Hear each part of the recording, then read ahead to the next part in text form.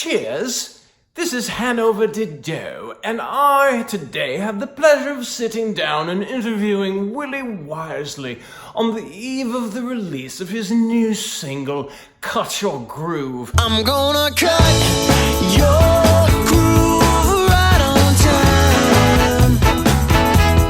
I'm gonna cut your groove, baby, every time. Willie, what was it that you were trying to accomplish with Cut Your Groove? I wanted to write something different, like something tough and swaggering. Something Mick Jagger would sing. We all know that in 1998 you were hunkered down over the kitchen sink doing the dishes of all things. What happened there? I'm cleaning off the cutlery after dinner, howling into the house the Rolling Stones song that had been on my brain lately, Out of Time. Baby, baby, baby, you're out of time. And I'm like, God damn, I gotta write something that catchy, that unapologetic, that ruthless. Right about then, I had discovered Chris Farlow's version of it from 1966, a British singer who covered pop hits of the day. The earworm of his recording was eating my brains out, and I'm standing over the sink, crazed,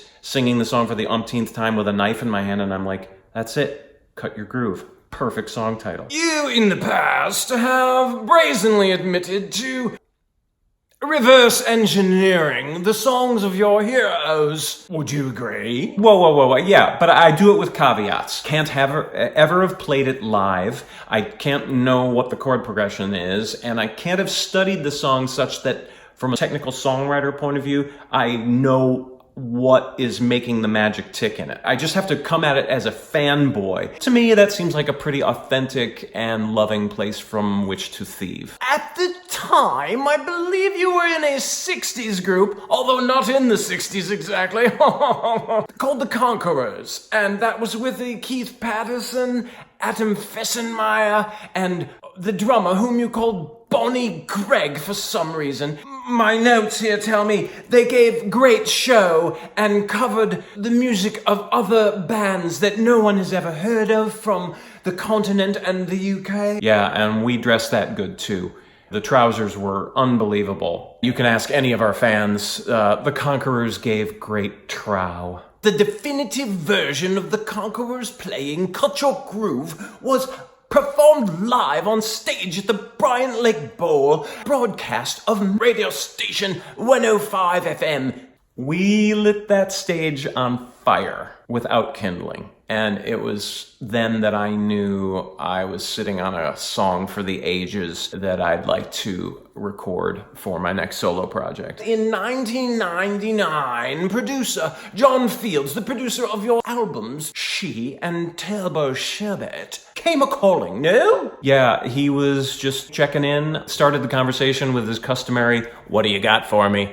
And I'm like, I got something groovy for you.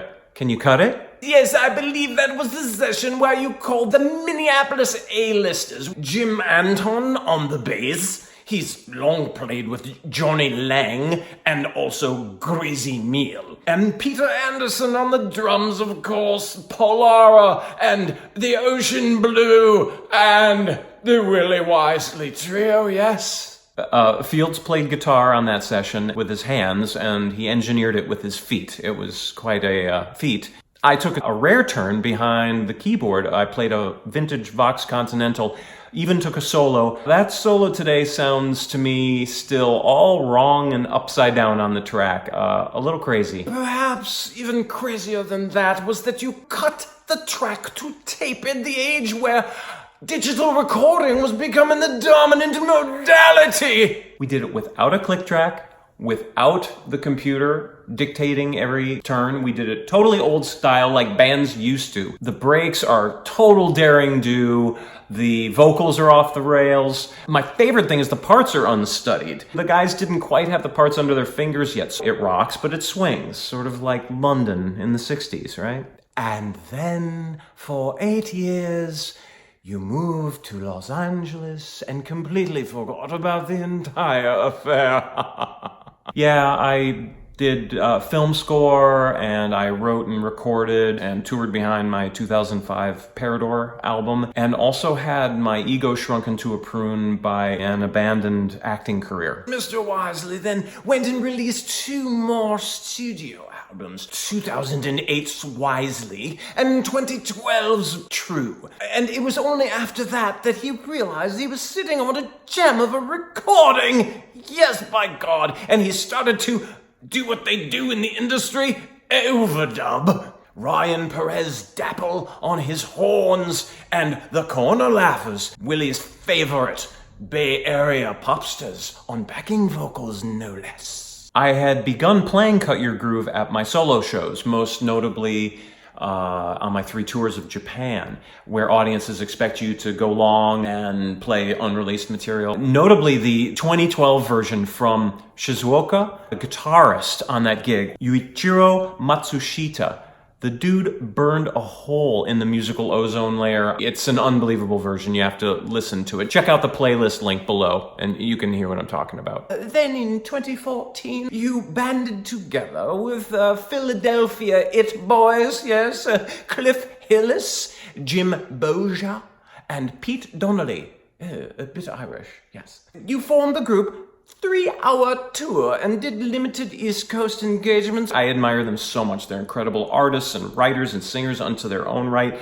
I was completely flattered to be in a band with them, and they liked the song. That meant a great deal to me, and they showed it every night by just playing the song to the nines. And that tour was over way too quickly, but it was enough to kick my ass to finish this record and get Cut Your Groove released 20 years after I started recording it. You know, if I ever needed a reason to grow old, and I don't because I have kids, but if I ever needed an extra reason to grow old, it would be just to see Cut Your Groove get released. So please enjoy it and dig the playlist that I linked below so you can hear all the versions. There you have it, the evolution of Willie's Groove.